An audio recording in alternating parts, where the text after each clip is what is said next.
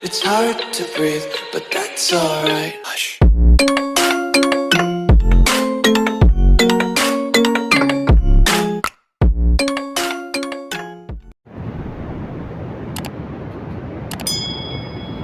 Assalamualaikum warahmatullahi wabarakatuh. Ini buat kalian semua ya, yang untuk semprotnya ini yang rusak atau yang tidak bisa nyala ya, itu kan nggak bisa nyemprot. Ini solusinya buat kalian semua nih, saya kasih tahu biar bisa semprot lagi, nggak usah beli yang baru ya. Oke, cuman pakai ini ya, Mama Lemon ya.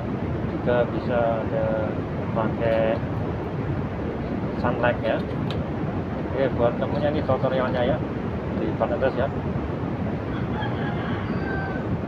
Baik, kita lepas ini ya, buat kalian semua ini dilepas ya. Terus dilepas ininya ya, dilepas sedotannya.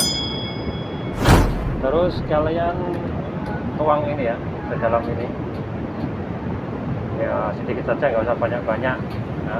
Tuang ini ya, kalau sudah dituang ini, oke, buat kamu terus ini dicolokkan lagi ya ini.